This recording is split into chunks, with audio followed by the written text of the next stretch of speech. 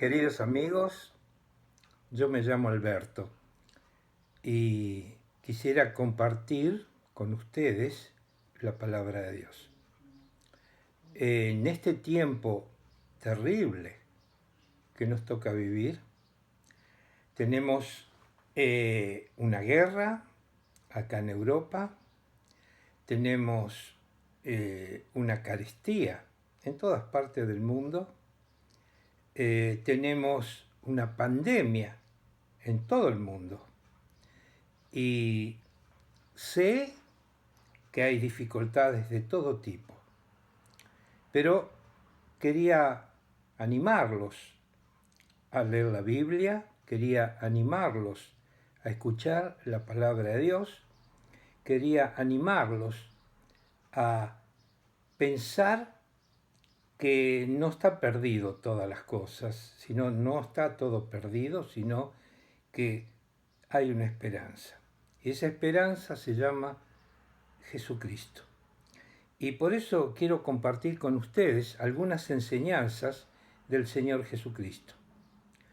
Si ustedes pueden leer su Biblia en el Evangelio de Mateo, en el capítulo 5, esto que enseña el Señor Jesucristo es muy importante para nosotros, para sus discípulos, para todos. Si andamos al capítulo 5 del Evangelio de Mateo, desde el versículo 1, dice así la palabra de Dios. Y cuando vio las multitudes, subió al monte, y después de sentarse, sus discípulos se acercaron a él. Y abriendo su boca les enseñaba, diciendo: Bienaventurados los pobres en espíritu, pues de ellos es el reino de los cielos. Jesucristo comienza en este célebre capítulo que se designa como el monte de las bienaventuranzas, comienza a enseñar a sus discípulos qué cosas vendrán en el futuro. Quizá tú no conoces a Jesucristo, quizá tú lo conoces a Jesucristo, pero esto es para todo acá. Si no conoces a Jesucristo, tú tienes que conocerlo. ¿Y cómo se puede conocer a Jesucristo? Ya lo vamos a ver. Ya vamos a ver en diversas ocasiones cómo se puede conocer al Señor Jesucristo. Y si sos de Cristo, si sos un hijo, una hija de Dios, esto es un estudio para los discípulos, un discipulado que el Señor Jesucristo realizó a sus discípulos ahí en el monte, en ese monte de las bienaventuranzas. ¿Por qué? Porque Él tenía que instruir a sus discípulos y tenía que instruir a nosotros. ¿Instruir qué? La vida que tenían que vivir. Muchas de estas personas que el Jesús le está enseñando en este capítulo, eran personas que seguían a Jesús porque lo veían hacer milagros, lo veían hacer maravillas. Inclusive lo vieron multiplicar el pan, lo vieron hacer calmar la tempestad. Ellos decían, bueno, acá tenemos la persona perfecta. Nos da de comer, nos cuida, nos cura, nos protege. Y todo eso lo seguían porque todos siguen por conveniencia, ¿no es cierto? Porque tenían algunas necesidades, pero lo seguían. Y lo seguían por sus necesidades. Acá el Señor Jesucristo comienza a dar una serie de indicaciones que son muy importantes para nosotros. Comienza diciendo que son bienaventurados los pobres en espíritu, pues de ellos es el reino de los cielos. Ahora, esto no es un deseo. Esto está hablando el Señor Jesucristo. Él no está diciendo, se está refiriendo a los pobres en espíritu. ¿Quiénes son los pobres en espíritu? Eso es lo que tenemos que saber.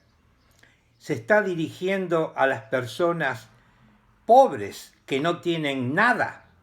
No.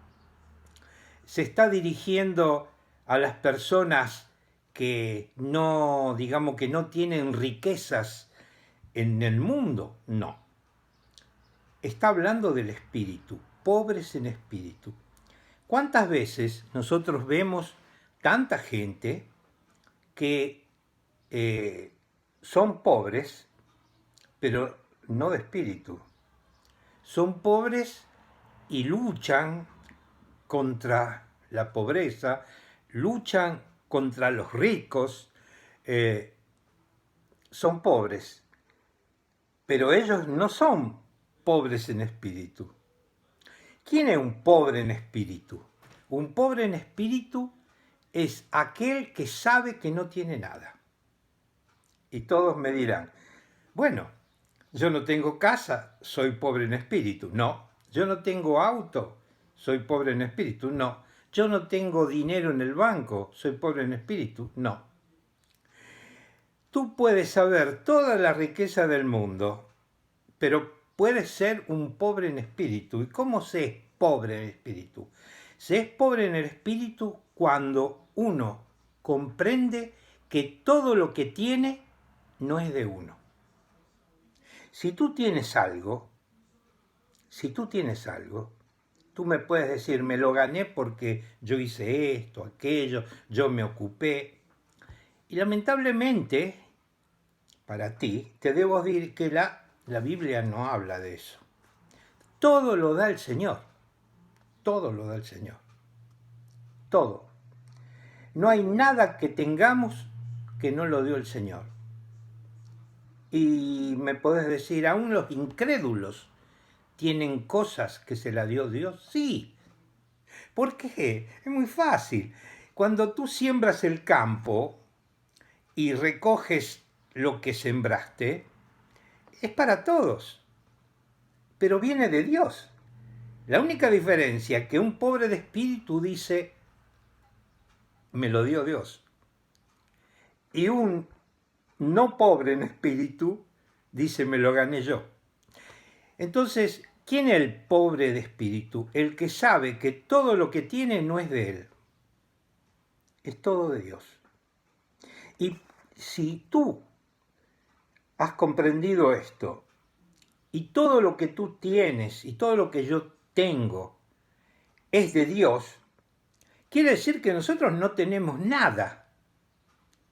Y si no tenemos nada, ¿qué somos? Pobres.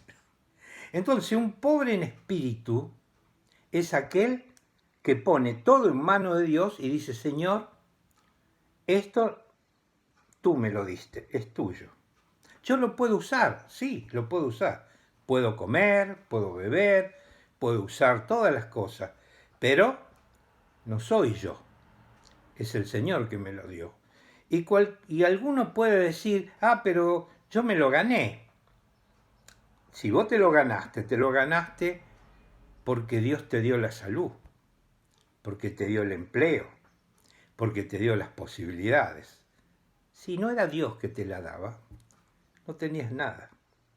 Entonces, ¿quién es un pobre de espíritu? Un pobre de espíritu es aquel que considera que todo lo que tiene es de Dios. Y entonces, de esas personas, dice el Señor Jesucristo, dice, bienaventurados los pobres en espíritu, pues de ellos es el reino de los cielos. ¿Entendieron? ¿Entendieron que si uno es pobre en espíritu, entonces tenemos una cosa mayor o superior? Es nuestro el reino de los cielos. ¿Y cuál es el reino de los cielos? Bueno, eso ya lo vamos a ver.